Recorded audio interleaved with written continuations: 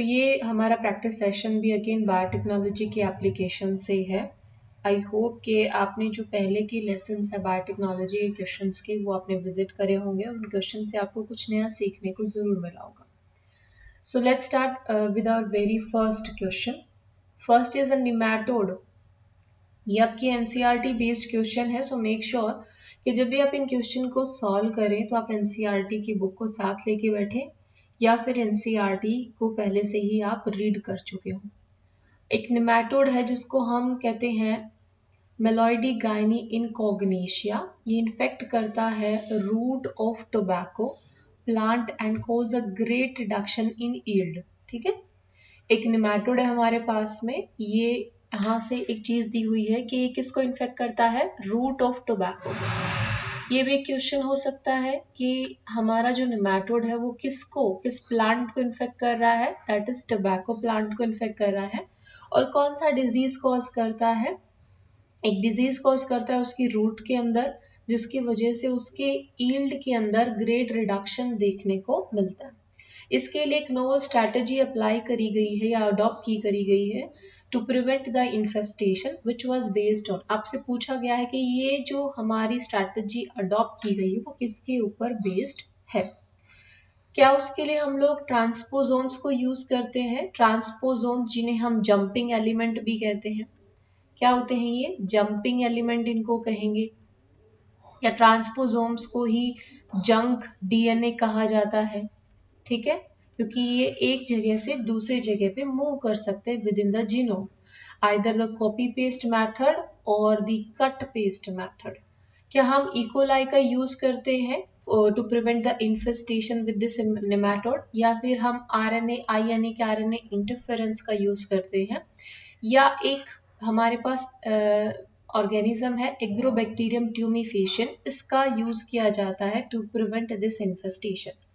सो अगर आपने ये एनसीईआरटी पढ़ा है then you are able to answer this question very quick manner. इसका आंसर हो जाता है आरएनए इंटरफेरेंस।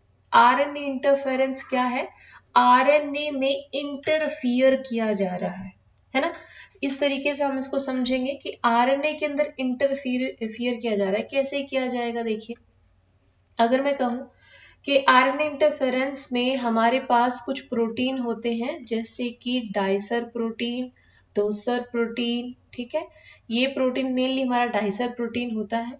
और उसके अलावा हमारे पास डबल स्टैंडर्ड आरएनए, और आरएनए में भी अगर मैं स्पेसिफिक मैनर में कहूं तो डबल स्टैंडर्ड एमआरएनए की हेल्प से इस नेमाटोड के इन्फेस्टेशन को प्रिवेंट किया जा सकता है।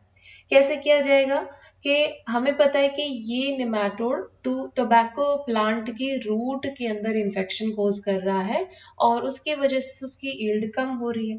तो इसके लिए क्या किया जाता है, with the help of this RNA interference एक एमआरएनए बनाया जाएगा, डबल स्टैंडर्ड एमआरएनए होस्ट की बॉडी में पहले से ही उसमें इंट्रोड्यूस किया जाता है।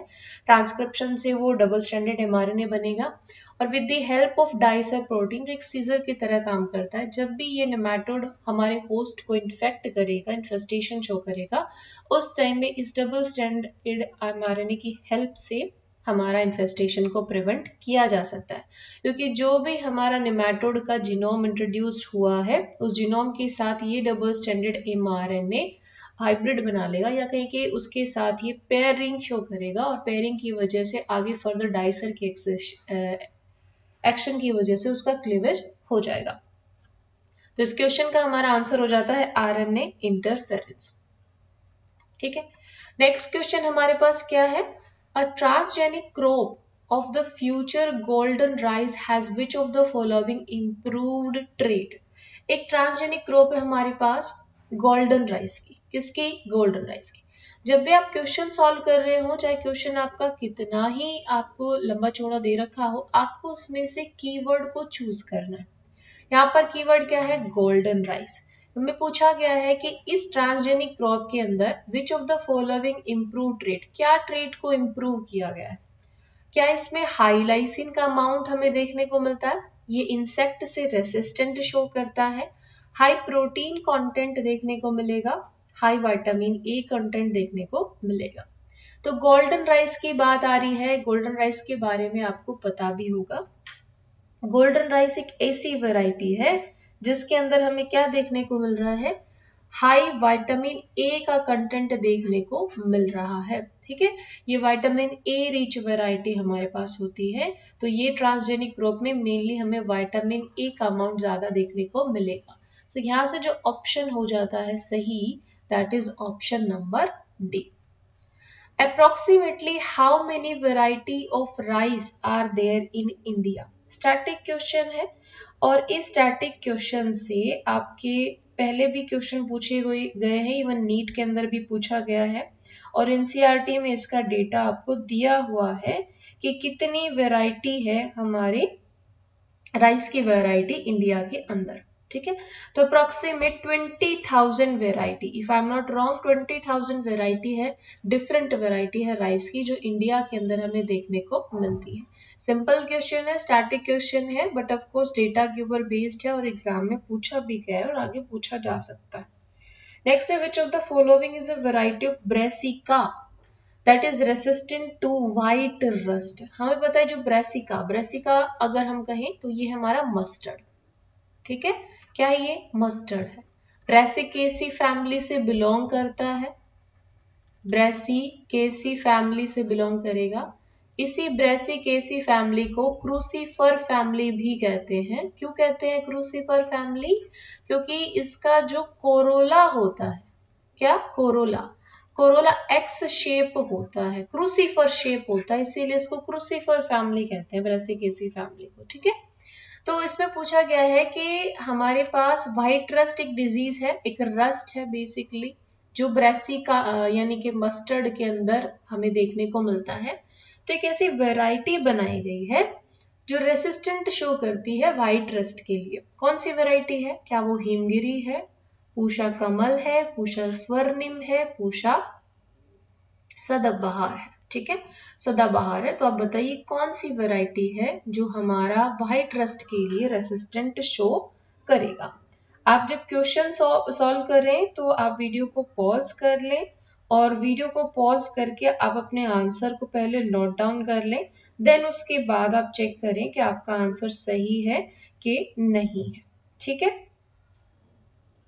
तो हमसे क्वेश्चन में पूछा गया है रेसिस्टेंट वेराइटी ऑफ ब्रेसिका। ठीक है, तो ब्रेसिका की रेसिस्टेंट वेराइटी कौन सी है यहाँ पर? वैसे तो ये जो हमारी ऑप्शन नंबर बी, एक सेकेंड रुकना गाइस,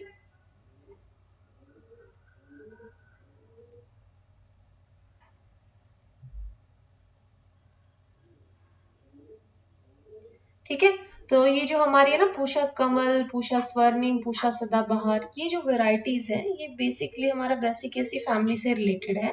बट क्वेश्चन के अंदर हमसे स्पेसिफिक मैनर में पूछा गया है कि कौन सी वेराइटी व्हाइट रस्ट के लिए रेसिस्टेंट शो कर रही है, तो उसके लिए हमारे पास हो जाएगा yes option number C correct हो जाएगा। पूषा स्वर्णिम जिसे हम कर्ण राई भी कहते हैं, ये हमारा रेसिस्टेंट शो करता है किसके लिए? व्हाइट रस्ट के लिए। ठीक है, ओके। फर्दर हमारा क्वेश्चन है, इन 1990 the first clinical gene therapy. एक क्वेश्चन इससे भी क्लियर हो गया कि भैया 1990 के अंदर पहली क्लिनिकल जीन थेरेपी दी गई थी। ये भी हमसे पूछा जा सकता है कि पहली क्लिनिकल जीन थेरेपी कब दी गई? 1990 में दी गई थी और एक 4 ईयर ओल्ड गर्ल को दी गई थी जिसके अंदर एक एंजाइम की डेफिशिएंसी हमें देखने को मिली थी। हमसे पूछा गया कि वो एंजाइम कौन सा है जिसको जीन थेरेपी के टाइम पे इंट्रोड्यूस कराया गया था उस 4 साल की बच्ची के अंदर। तो ये हमारे पास जो एंजाइम था जिसकी डेफिशिएंसी के लिए जीन थेरेपी परफॉर्म की गई थी वो था एडिनोसाइन डी एमिनेज। ठीक है, ये एंजाइम था जिसे हम एडीए भी कहते हैं, इसकी डेफिशिएंसी देखी गई थी और उसी के लिए पहली जीन थेरेपी का क्लिनिकल ट्रायल परफॉर्म किया गया था एक 4 साल की बच्ची के ऊपर। ठीक है, क्लियर। नेक्स्ट हमारा क्वेश्चन फर्दर क्या है, what is biopiracy related to? Biopiracy का मतलब क्या है और ये किससे रिलेट करती है? नाम से समझिए बायो, ठीक है, लिविंग बॉडी से रिलेट करता है। पायरेसी का मतलब किसी चीज को स्टील करना। ठीक है, आप बायोपायरेसी का मतलब कि कुछ ना कुछ यहाँ पर चोरी हो रहा है और वो लिविंग बॉडी से रिलेट कर रहा है। तो traditional knowledge, biomolecule and regarding bioresources, gene isolated from bioresources, bioresources या ऑल ऑफ द अबव। एक सेकेंड,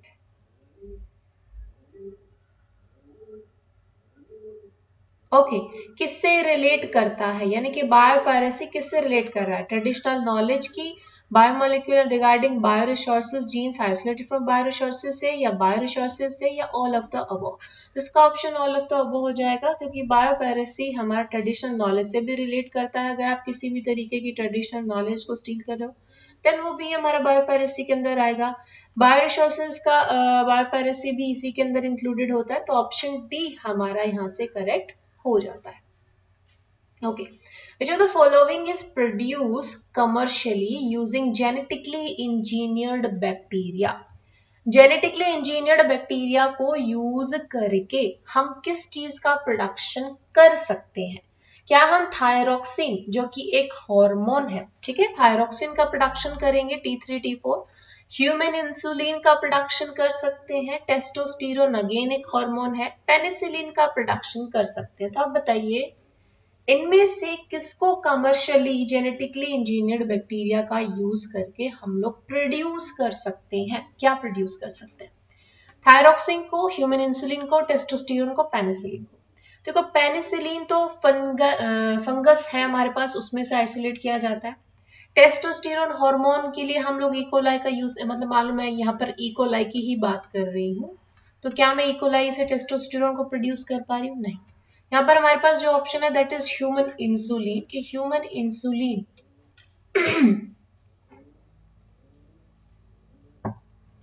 ह्यूमन इंसुलिन को जेनेटिकली इंजीनियर्ड बैक्टीरिया की हेल्प से उसका कमर्शियली ह्यूज अमाउंट में प्रोडक्शन किया जा सकता है।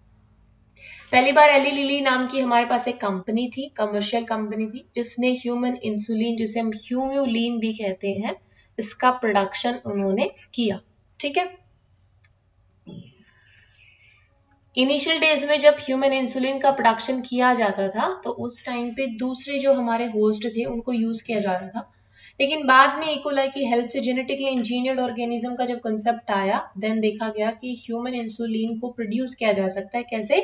कि हमें पता है जो ह्यूमन इंसुलिन है उसके अंदर ए चेन होती है, बी चेन होती है और एक सी चेन होती है। अगर हम प्रोपेप्टाइड की बात कर रहे हैं, ए चेन, बी चेन और सी चेन होती है, बट ये सी चेन जो होती है ये ड्यूरिंग जब हमारा पूरा प्रोटीन का फोल्डिंग होता है तो सी चेन वहां से एलिमिनेट हो जाती है। लास्ट में हमारे पास दो ही चेन बचती है, ए चेन और बी चेन। तो जब इसको कमर्शियली प्रोड्यूस किया गया तो ए चेन अलग ऑर्गेनिज्म में बनाई गई, बी चेन अलग ऑर्गेनिज्म में बनाई गई और इनके बीच में डाइसल्फाइड बॉन्ड को इंट्रोड्यूस करा दिया गया। ठीक है, जिसकी वजह से हमारा प्रोटीन बन गया क्या? इंसुलिन। और ये प्रोटीन क्या था? इंसुलिन। हमारा ह्यूमन वाले इंसुलिन से रिजेंबल कर रहा था, इसलिए इसको ह्यूमन इंसुलिन कहा गया। तो ए चेन को अलग ऑर्गेनिज्म में बनाया गया, बी चेन को अलग में, और डाइसल्फाइड बॉन्ड उन दोनों चेन को अलग करके उसमें इंट्रोड्यूस कराए गए एंड देन हमारा वो बन गया क्वाटरनरी इंसुलिन प्रोटीन। ठीक है, जिसको हमने ह्यूम्यूलिन कहा। What has been designed with Bacillus thuringiensis, जिसे हम शॉर्ट में BT भी कहते हैं, BT स्ट्रेन। तो क्या डिजाइन किया गया with the Bacillus thuringiensis strain? क्या bio fertilisers, bio metallurgical technique, bio mineralogical process and bio insecticidal plant. ठीक है, तो बीटी कॉटन सभी को पता है, बीटी कॉटन का यूज हमने किसके लिए किया था? बायो इंसेक्टिसाइडल प्लांट के प्रोडक्शन के लिए। सबसे पहली कौन सी क्रॉप थी जो हमने बनाई थी बैसिलस थ्यूरिजेनेसिस को यूज करके? That is BT cotton. अभी करंटली बीटी कॉटन के अलावा बीटी ब्रिंजल भी है और भी हमारे पास बहुत वैरायटी है जो हमने बायो इंसेक्टिसाइडल वैरायटी प्रोड्यूस करी है with the help of this bacillus thuringiensis. आपसे ये भी पूछा जा सकता है कि BT stands for which? So BT stands for bacillus thuringiensis, जो हमें ये बताता है जिसकी हेल्प से एक्चुअली हमने प्रोड्यूस करी है बायो इंसेक्टिसाइडल प्लांट। कैसे काम करता है ये बीटी हमारे पास, यानी कि बीटी टॉक्सिन जो है कैसे काम करता है। तो बैसिलस थ्यूरोजेनेसिस के अंदर एक टॉक्सिन बनाते हैं बीटी टॉक्सिन। अब इस बीटी टॉक्सिन को ये इनएक्टिव स्टेट में बनता है, ठीक है। इसको एक्टिव होने के लिए एल्कलाइन एनवायरनमेंट चाहिए होता है, ठीक है। कैसा एनवायरनमेंट चाहिए, इसको चाहिए एल्कलाइन एनवायरनमेंट। और ये एल्कलाइन एनवायरनमेंट इसको इंसेक्ट के गट में आराम से मिल जाता है। तो जिन क्रॉप के अंदर बीटी टॉक्सिन या बैसिलस थ्यूरोजेनेसिस से बीटी टॉक्सिन को इंट्रोड्यूस कराया जाता है वो इनएक्टिव फॉर्म में होता है, ठीक है। जब हमारा इंसेक्ट इन क्रॉप को फीड करेगा तो ये हमारा टॉक्सिन उनके गट में जाएगा और वहां पर ये एल्कलाइन एनवायरनमेंट होने की वजह से एक्टिव हो जाएगा और जिसकी वजह से उसके गट एपिथीलिया उनका डिस्ट्रक्शन वो शुरू कर देगा। तो इस तरीके से वो इंसेक्ट की पॉपुलेशन को कंट्रोल करने में हेल्प करता है विदाउट अफेक्टिंग दी एक्चुअल जो पॉपुलेशन है। मान लो अगर हम उस क्रॉप को कंज्यूम कर रहे हैं तो हमें वो अफेक्ट नहीं करेगा, वो इंसेक्ट को ही इफेक्ट करेगा। क्यों? क्योंकि वहां पर एल्कलाइन एनवायरनमेंट उनके एक्टिवेशन के लिए, उस टॉक्सिन के लिए उन्हें मिल रहा है, ठीक है। तो बायोइंसेक्टिसाइडल प्लांट प्रोड्यूस करने के लिए बीटी स्ट्रेन का यूज किया जाता है, ठीक है। फर्दर क्वेश्चन है, ओके हमने कोई स्किप तो नहीं किया क्वेश्चन, हाँ स्किप हो गया हमसे question, yes. What is Humulin? हमने पहले भी अभी ये डिस्कस कर लिया है। तो ह्यूम्यूलिन क्या होता है? Form of chitin? नहीं जी, काइटिन की बात नहीं कर रहे। Powerful antibiotic? नहीं जी, एंटीबायोटिक तो बिल्कुल नहीं है। New digestive enzyme? अच्छा नहीं। एंड ह्यूमन इंसुलिन को ही हम ह्यूम्यूलिन कहते हैं, बिल्कुल करेक्ट हो गया ऑप्शन नंबर डी कि ह्यूमन इंसुलिन को ही ह्यूम्यूलिन कहा जाता है, जिसको हम जेनेटिकली मॉडिफाइड ऑर्गेनिजम्स की हेल्प से प्रोड्यूस करते हैं कमर्शियल लेवल पर। Genetically engineered microbes used in oil spills को रिमूव करने के लिए जेनेटिकली इंजीनियर्ड माइक्रोब यूज किया जाता है और ये जिस फिनोमिना के अंडर यूज किया जाता है उस फिनोमिना को हम कहते हैं बायो रेमिडिएशन। ये कौन सी स्पीसीज है जिसको हम लोग बायो रेमिडिएशन के अंदर हम लोग मतलब यूज करते हैं ऑयल स्पिल को कंट्रोल करने के लिए। तो ऑफ कोर्स इसे क्वेश्चन में दिया जा रहा है, ये एक जेनेटिकली इंजीनियर्ड ऑर्गेनिज्म है, जेनेटिकली मॉडिफाइड ऑर्गेनिज्म है, नेचुरली नहीं मिलता, हमने उसको मॉडिफाई किया है।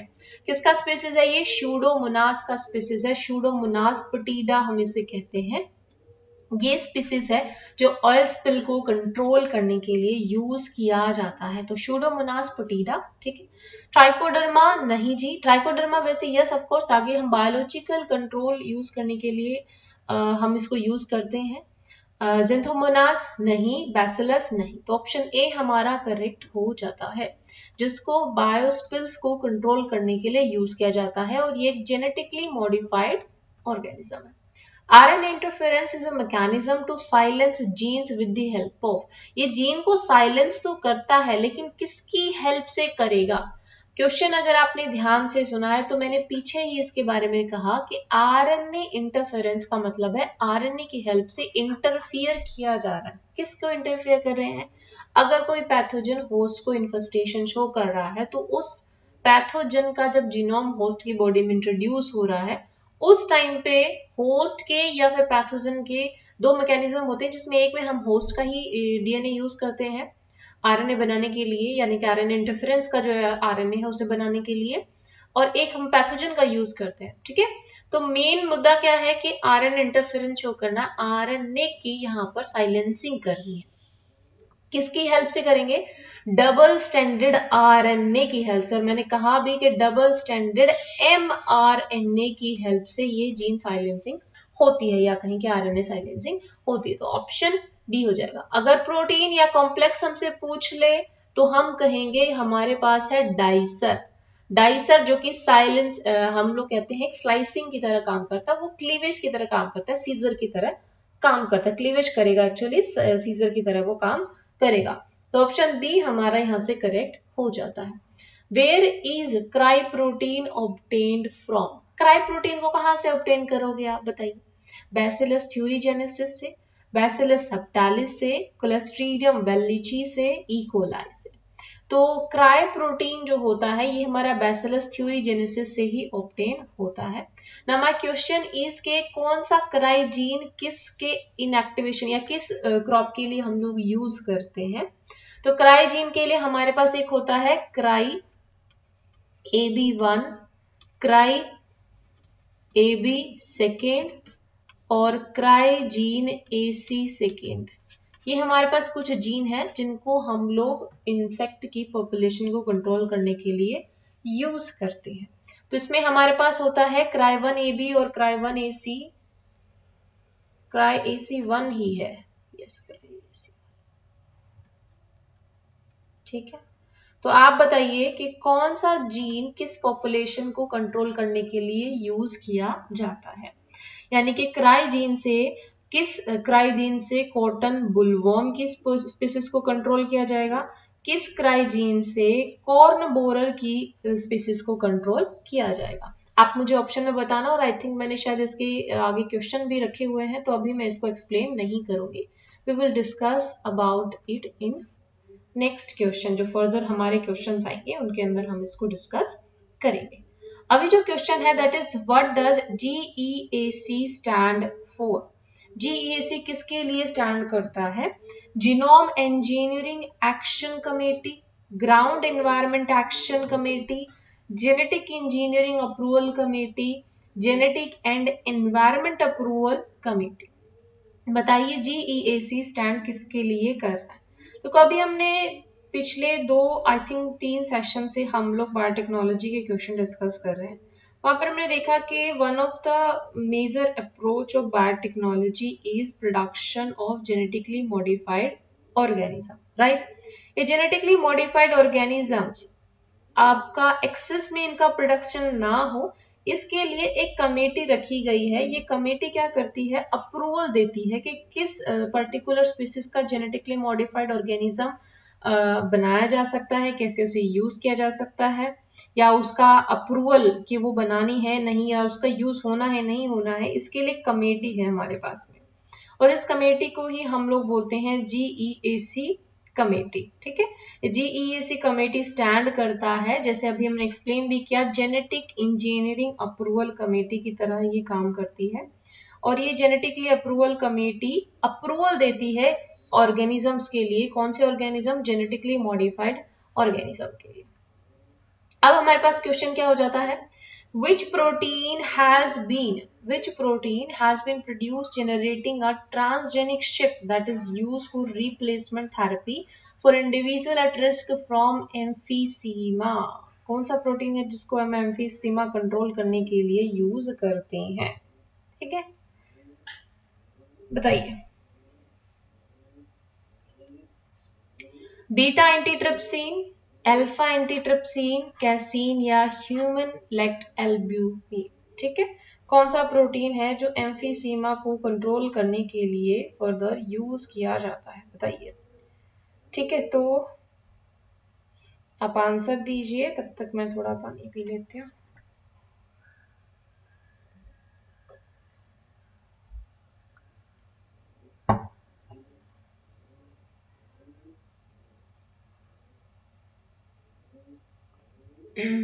यस,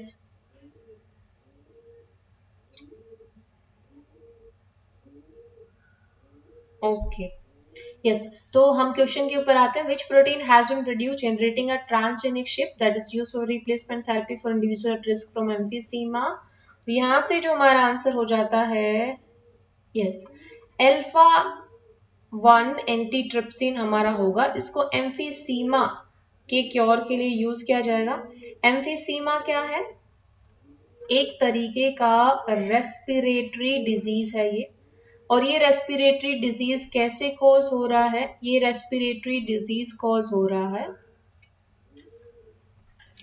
जो सिगरेट स्मोकर्स होते हैं जनरली उनके अंदर हमें ये रेस्पिरेटरी डिजीज देखने को मिलता है। ठीक है, और इसके क्योर के लिए अल्फा ट्रिप्सिन यूज किया जाता है।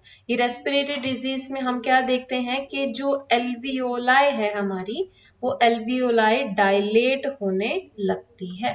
ठीक है, ओके। फर्दर हमारे पास क्वेश्चन है, a permanent cure for ADA deficiency could be. कौन सा इसमें से एक परमानेंट क्योर हो सकता है एडीए डेफिशिएंसी के लिए? एडीए डेफिशिएंसी हमने पहले डिस्कस किया कि एडीए डेफिशिएंसी क्या है, एक हमारे पास एंजाइम है जिसके लिए पहली जीन थेरेपी परफॉर्म की गई थी, ठीक है, और ये जीन थेरेपी दी गई थी एक 4 साल की बच्ची के ऊपर 1990 के अंदर। तो ये इस एडीए डेफिशिएंसी को क्योर करने के लिए क्या चीज हमारे पास परमानेंटली, मतलब इसको कैसे हम क्योर कर सकते हैं, ठीक है। एंजाइम रिप्लेसमेंट थेरेपी के भैया एंजाइम को ही रिप्लेस कर दो, बोन मैरो ट्रांसप्लांट कर दे, introduction of gene isolated from marrow cells producing ADA into early embryonic cell, introduction of functional ADA complementary DNA into lymphocyte, lymphocyte होगा, लिम्फोसाइट। तो बताइए क्या चीज इसमें हम लोग अगर करें कि हमारा एडी डेफिशिएंसी को क्योर किया जा सके। हालांकि इसमें से आपके कई ऑप्शन करेक्ट हो सकते हैं, लेकिन हमने पूछा है कि परमानेंट क्योर क्या होगा।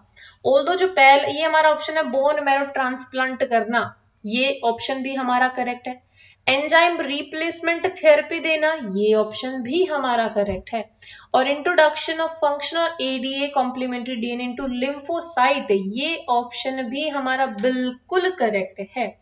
Introduction of gene isolated from marrow cells producing ADA into early embryonic cell, और ये ऑप्शन भी हमारा करेक्ट है। चारों ही ऑप्शन करेक्ट है हमारे पास एडीए डेफिशिएंसी को क्योर करने के लिए।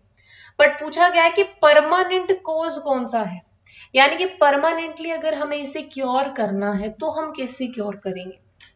तो उसके लिए हम लोग ये हमारा मेथड अप्लाई कर सकते हैं, introduction of functional ADA complementary DNA into lymphocyte. अरे नहीं नहीं नहीं, यहाँ पर एम्ब्रॉयनिक सेल दिया हुआ है ना, ऑफ कोर्स, तो ये ऑप्शन सही हो जाएगा, हमारा सी ऑप्शन सही हो जाएगा कि अगर हम लोग एम्ब्रॉयनिक स्टेज के ऊपर, ठीक है, अगर एम्ब्रॉयनिक स्टेज के ऊपर जीन जो हमने आइसोलेट किया है, जो एडीए को प्रोड्यूस कर रहा है, उसको अर्ली एम्ब्रॉयनिक सेल के अंदर ही उस जीन का थेरेपी कर दें, यानी कि उस जीन को आइसोलेट करके एक फंक्शनल जीन को इंट्रोड्यूस करा दें, तो डेफिनेटली हम इस डिजीज को परमानेंटली क्योर कर सकते हैं, ठीक है। Although enzyme replacement therapy, bone marrow transplant और introduction of functional ADA complementary DNA into lymphocyte, सारे ही सारे अप्रोच ऐसे हैं जिससे हम लोग एडीए डेफिशिएंसी को ठीक कर सकते हैं। बट परमानेंट क्योर के लिए हमें कि कहां पर जाना पड़ेगा, एम्ब्रॉयनिक स्टेज पर जाना पड़ेगा।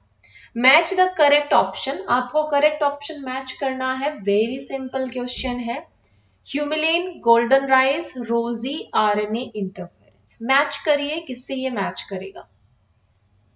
few seconds for your exam for your question solution कि आप उसको सॉल्व कर ले, after that we will discuss कि कैसे कौन सा मैच करेगा, ठीक है। अच्छा, आई होप आपने सॉल्व कर लिया होगा। ह्यूमिलिन क्या है, हमने पहले डिस्कस किया, ह्यूमिलिन हमारा इंसुलिन है, ह्यूमन इंसुलिन को कहते हैं। गोल्डन राइस एक वैरायटी थी जो हमने राइस के अंदर हमने हम एक तरीके से कह सकते हैं vitamin E enrich rice variety बनाई थी। क्यों? क्योंकि जो राइस होता है जनरली उसमें विटामिन ए की डेफिशिएंसी होती है, इसीलिए गोल्डन राइस बनाया गया, जो कि विटामिन ए में बहुत ज्यादा अमाउंट में उसमें विटामिन ए प्रेजेंट था। रोजी, रोजी कौन है, रोजी हमारी एक काउ है, ठीक है। ये जेनेटिकली मॉडिफाइड ऑर्गेनिज्म में ही आता है, हमारी फर्स्ट जेनेटिकली इंजीनियर्ड ऑर्गेनिज्म रोजी, जो ह्यूमन लैक्ट एल्ब्यूमिन को प्रोड्यूस कर रही थी। 2.4 ग्राम पर लीटर के हिसाब से इसमें ह्यूमन लैक्ट एल्ब्यूमिन प्रेजेंट था।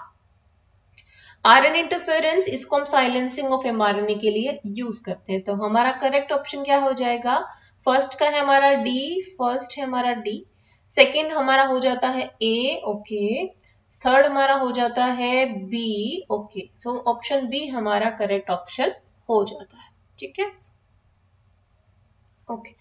नेक्स्ट क्वेश्चन क्या है, what is tumour inducing plasmid widely used in producing transgenic plant. जब हमें ट्रांसजेनिक प्लांट प्रोड्यूस करने होते हैं तो हम लोग को वेक्टर तो चाहिए ही होता है अपने पर्टिकुलर डिजायर्ड जीन को इंट्रोड्यूस कराने के लिए, तो उसके लिए एक वेराइटी यूज करी जाती है, ट्यूमर इंड्यूसिंग प्लाज्मिड यूज किया जाएगा। किस ऑर्गेनिज्म का यूज किया जाता है, ट्यूमर इंड्यूसिंग प्लाज्मिड कहें या इसी को हम लोग टीआई प्लाज्मिड कह सकते हैं, प्लाज्मिड हमने पहले कहा था ना, प्लाज्मिड क्या होते हैं, एक्स्ट्रा क्रोमोसोमल डीएनए है जिनके पास अपना खुद का ओराई होता है, ओरिजिन ऑफ रेप्लिकेशन होता है।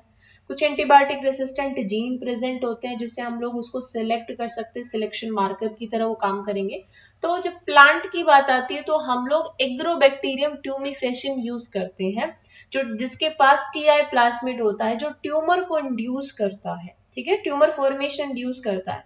इसके पास ओपाइन कैटाबोलिज्म के लिए जीन होते हैं, ठीक है, ओपाइन कैटाबोलिज्म के लिए इसके पास जीन होंगे। साथ ही साथ इसके पास कुछ हॉर्मोन्स बनाने के जीन भी होते हैं। कौन से हार्मोन, ऑक्सिन एंड साइटोकाइनिन नाम के जो हार्मोन है उनको प्रोड्यूस करने के लिए भी इसके पास होता है, ठीक है।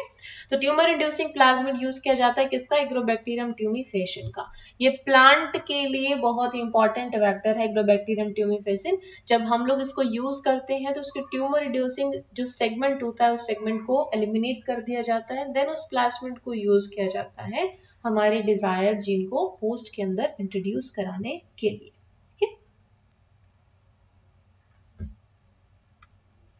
In Bt cotton, the Bt toxin present in plant tissue as protoxin is converted into active toxin due to, already मैं इसको explain कर चुकी हूँ previous question के अंदर, हमने explanation में इसको देखा कि जो Bt cotton है, Bt cotton के अंदर Bacillus thuringiensis organism यूज किया जा रहा है एक बायो इंसेक्टिसाइडल ऑर्गेनिज्म बनाने के लिए, और यहाँ पर वो बायो इंसेक्टिसाइडल ऑर्गेनिज्म कौन है, कॉटन है।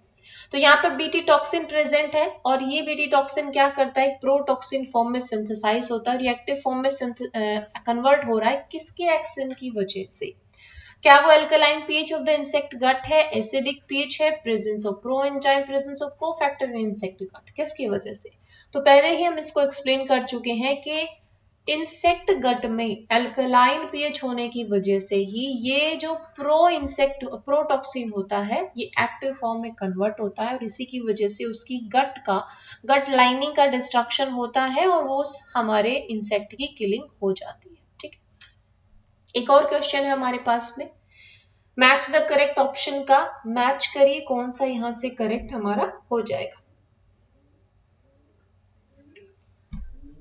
Cry 1AC, cry 2AB gene है, ए जीन किसके लिए हम लोग यूज कर रहे हैं, क्राई 1AB रोजी अल्फा 1 एंटीट्रिप्सिन, ठीक है।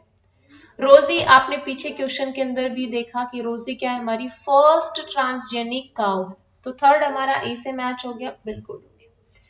Cry 1AC and cry 2AB किसको कंट्रोल करने के लिए यूज किया जाता है, कंट्रोल दी कॉटन बुलवॉर्म, कॉटन बुलवॉर्म को जब हमें कंट्रोल करना होता है तो हम cry 1AC cry 2AB use करते हैं। क्राई 1AB की बात करें तो ये कॉर्न बोरर को कंट्रोल करता है। अल्फा 1 एंटीट्रिप्सिन पहले भी हम लोग इसको सॉल्व कर चुके हैं कि एम्फीसीमा एक रेस्पिरेटरी डिजीज है, सिगरेट स्मोकर के अंदर ये देखने को मिलता है जिसमें हमारी जो एल्वियोलाई होती है वो डायलेट हो जाती है, उसको क्योर करने के लिए अल्फा 1 एंटीट्रिप्सिन नाम का एंजाइम यूज किया जाता है। तो मैच कर लीजिए, फर्स्ट का हो जाता है डी, सेकंड का हो जाता है सी, थर्ड का हो जाता है ए, और यहां से ऑप्शन आ गया सी हमारा correct option. Which of the following are the main purpose of production of transgenic organism? क्या जरूरत पड़ती है हमें ट्रांसजेनिक ऑर्गेनिज्म को प्रोड्यूस करने की, to understand the normal physiology and development, to understand the normal physiology and development, of course बिल्कुल, vaccine safety के लिए, केमिकल सेफ्टी टेस्टिंग के लिए, सभी के लिए, सभी पर्पस के लिए ट्रांसजेनिक ऑर्गेनिज्म का यूज किया जाता है, इनका प्रोडक्शन किया जाता है, ठीक है, ओके। सो ये हमारा आज का लास्ट क्वेश्चन था, ठीक है। तो ये हमारे कुछ क्वेश्चन थे जिससे हमने और बायोटेक्नोलॉजी कंसेप्ट को अच्छे से समझा। आई होप इस लेसन से आपको कुछ नया सीखने को मिला होगा, इन क्वेश्चंस में आपको कुछ सॉल्व करने में भी अच्छा लगा होगा, और ये आपको आपके आगे आने वाले कॉम्पिटिटिव एग्जाम में हेल्प करेंगे। ऐसे ही कुछ डिस्कशन सेशन हम लोग हर संडे को लेके आएंगे, और मेक श्योर कि आप उन क्वेश्चन को सॉल्व करें, और क्वेश्चन को सॉल्व करने से पहले आप एक बार उस पर्टिकुलर टॉपिक को रीड जरूर कर लें अच्छे से, आफ्टर दैट आप सॉल्व करेंगे तो वो क्वेश्चन आपका बहुत अच्छे से आपके दिमाग में रह जाएगा। If you like this video, please hit the like button and subscribe my channel, and thank you so much guys for watching this video, and if you find it useful then please share it with your friends as well.